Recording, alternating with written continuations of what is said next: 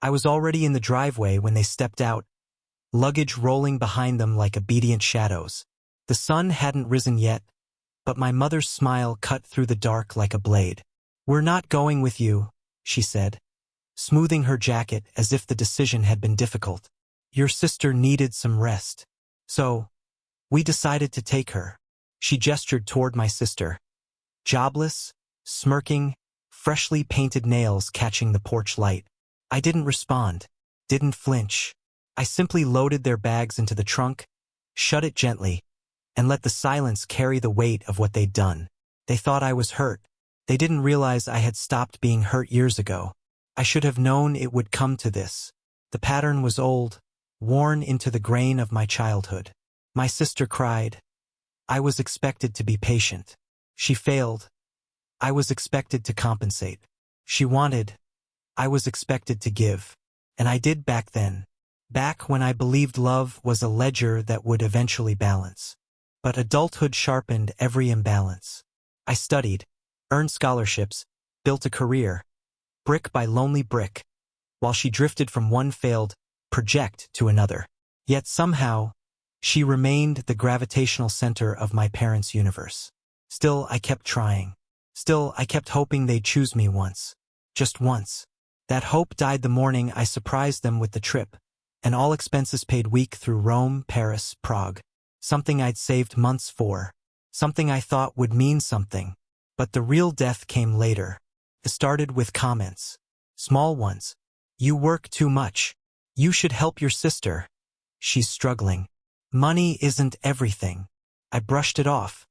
Until I saw my mother scrolling through her messages with my sister one night during a family dinner. I caught a glimpse before she turned the phone away. She'll pay for everything anyway. Just let her think she's coming. My own name, carved into the conversation like an afterthought. My generosity discussed like a commodity. My presence treated as optional. I didn't react. Not then. Not when it would have been pure emotion. I went home, sat in the dark, and began planning. Revenge, when done right, isn't loud. It's a whisper behind a locked door. A shift in the floorboards no one notices until they're already sinking. So when they told me about the decision, I simply nodded and drove them to the airport. My sister chattered the whole way, bragging about how she'd never been to Europe, how she deserved a break, how she'd brought only 2 outfits because someone else, meaning me, could always buy her more clothes later. My mother laughed. My father grunted in agreement. No one asked how I felt. No one noticed how quiet I was. In truth, I was listening to the rhythm of their arrogance, memorizing it, savoring it. At the curb, I handed them their passports. They never questioned why I kept them in my possession until that moment. They never noticed the second envelope I slipped into my mother's bag, the one with the new itinerary I'd printed myself. They waved as they walked inside, triumphant in their selfishness. I drove away already knowing what waited for them. They expected 5-star hotels, private tours, priority bookings. What they got was the itinerary I arranged after I saw those messages. One-way economy flights, no return ticket, no booked hotel, no prepaid tours. And the credit card they planned to use? I canceled it the night before. Everything had been under my name. Everything was removable. They wanted Europe with my sister. They got Europe alone. When their flight landed in Rome, my phone lit up like a burning house. First my mother's messages. Where is the driver you booked? This hotel says we don't have a reservation. Your father is furious. Why isn't your card working? We have no euros. Then my sister. You need to fix this now. Do you know how embarrassing this is? We're stranded. I didn't answer. Not then. I waited until they called. FaceTime. All 3 of them squeezed into the frame.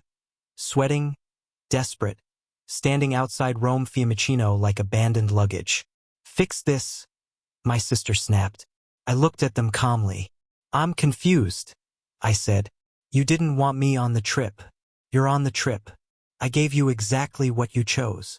My mother's smile, so smug in the driveway, crumbled. That's not fair, she hissed. Neither is betrayal, I said. Enjoy Europe. You have a whole week. You expect us to survive with nothing? My sister shrieked.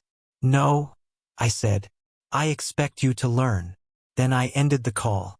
They returned a week later. Exhausted, sunburnt, bitter, furious. They spent the week in hostels, navigating trains they didn't understand, rationing money after borrowing from strangers. Every day a reminder of what they threw away. They didn't speak to me at first. They expected shame. They received silence. The kind of silence that grows teeth. People think revenge is loud, dramatic, explosive. It's not. It's the moment someone realizes you stopped playing the role they cast you in. The moment they feel the weight of their choices without your shoulders to carry it. And as I closed my door that night, hearing them mutter and argue downstairs, I felt something I hadn't felt in years. Relief, because they finally saw me, not as the fixer, not as the provider, not as the quiet replacement for their golden child. They saw me as someone they could lose. And they did. That was the real trip. And they weren't prepared for the destination.